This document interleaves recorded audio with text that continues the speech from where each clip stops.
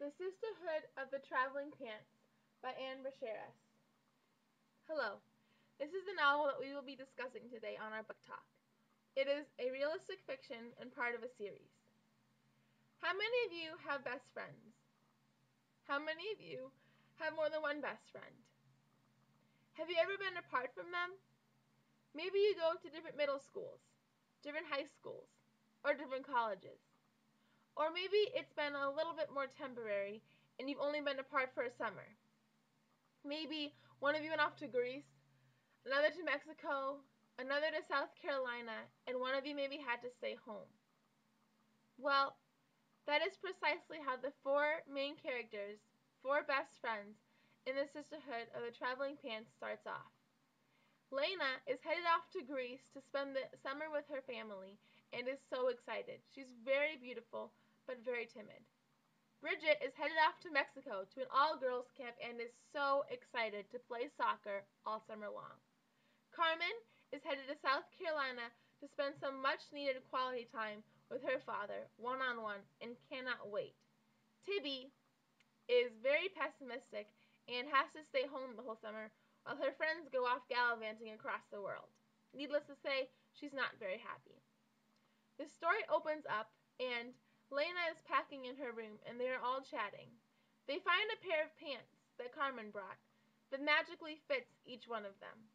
They decide to have a ceremony at Gilda's, where their mothers met so long ago, and come up with a pact, a sisterhood of the traveling pants. Lena starts off with them, and as mentioned earlier, she goes off to Greece to be with her grandparents. She is so excited and is amazed at the beauty. While there, she meets a boy named Kostos, who likes her very, very much. Lena, however, doesn't know how to love him back in any regard, and as a result, ends up closing him out of her life and harming the relationship between her grandparents, her, and Kostos, which is not a good circumstance. Tibby, who stays home and works at Wallman's all summer, is extremely miserable until one day a girl falls, thump, and is passed out on the floor of Wallman's. Tibby screams to call 911 and call an ambulance, being very nervous. She grabs the wallet from the girl and discovers this girl's name is Bailey. Well, she goes back to retrieve the wallet to Bailey later on in the story and finds out that Bailey has leukemia. Well, Bailey and Tibby both become best friends, and Tibby grows and finds out who she is from that experience.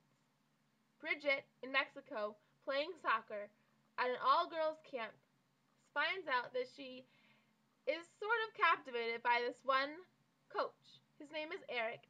He's 19 and he's in college. Completely off limits, but Bridget, being Bridget, has to have him right away. And when she has to have something, she doesn't quit until she gets it. Well, once she gets Eric, it's not what she wanted, and she has to go through a very dark spell in order to find out her strength and her beauty once again.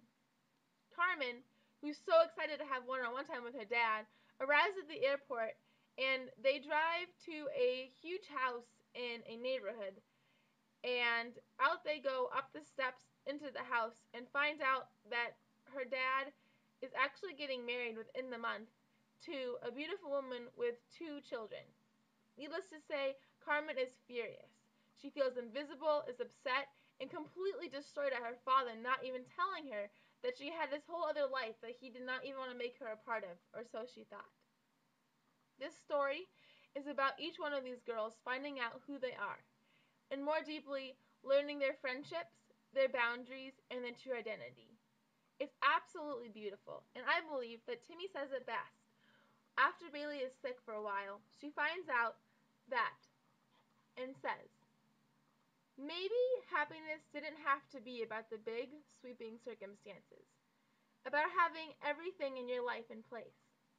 Maybe it was about stringing together a bunch of small pleasures, wearing slippers and watching the Miss Universe contest, eating a brownie with vanilla ice cream, getting to level 7 in Dragon Master and knowing there were 20 levels to go still. Maybe happiness was just a matter of the little upticks, the traffic signal that said walk the second you got there, and the downticks, itchy tag at the back of your collar that happened to every person in the course of a day. Maybe everybody had the same allotted measure of happiness within each day. Maybe it didn't matter if you were a world famous heartthrob or a painful geek. Maybe it didn't matter if your friend was possibly dying. Maybe you just got through it. Maybe that was all you could ask for. The story, The Sisterhood of the Traveling Pants by Anne Bracheras, is an amazing story about friendship, love, and identity. I suggest that each one of you read it. Thank you.